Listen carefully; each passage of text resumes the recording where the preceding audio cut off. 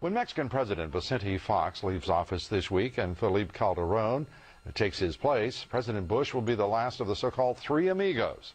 Bush, Fox, and of course Canadian Prime Minister Paul Martin were the originators of the so-called Security and Prosperity Partnership, which critics call nothing more than a North American union. It means open borders, commerce at all cost, and by the way, without the approval of either American voters or the U.S. Congress. Christine Romans reports.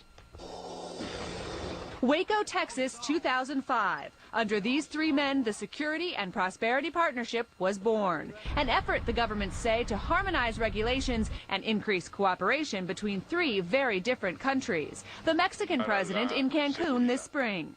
We need to elevate the competitiveness of our economies. And a new Canadian Prime Minister joining the discussions as this North American partnership barrels ahead, with departments and ministries of all three governments working quickly to integrate North America by 2010. The official progress report boasting, quote, implementation is on track. And now Mexico's new president, Felipe Calderón, widely expected to keep the progress moving. Critics, though, say there's too little transparency and no congressional oversight. There's nothing wrong with neighboring governments talking to each other, synchronizing their watches to make sure they're all on the same page in the cases of emergency or on trade issues or even on the flows of goods and people.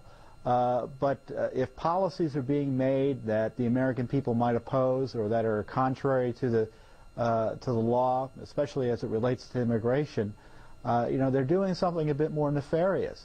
He points to SPP documents urging the free flow of goods and people across borders and a wish list from business interests that borders remain open during a flu pandemic. Worse, critics say foreign policy elites are promoting a European-style union, erasing borders between the three countries and eventually moving to a single North American currency called the Amero. A Commerce Department spokesman, however, denies this, quote, there is absolutely no plan for a common currency. Speculation about that erupted again this week after some in the Canadian business contingent included it on a list of their long-term goals for the SPP. But people involved with the partnership between the three countries are very quick to distance themselves, Lou, from that very, very unpopular idea. The fact is, and everyone watching you and that report tonight, for any American to think that it is acceptable for the President of the United States and this executive department of his government, his administration, our government, to proceed without the approval of Congress or a dialogue and a debate and a public voice from the people of this country is absolutely unconscionable. The defense of those folks who are saying that they're involved with the SPP is that they're not doing anything that would require congressional approval or voter approval. They're just harmonizing the regulations between the three countries. What they're doing is creating a brave new world, an Orwellian world, in which the will of the people is absolutely irrelevant. And I think we've had a sampling of what's going to happen to people who do that in the future. I can't imagine this standing.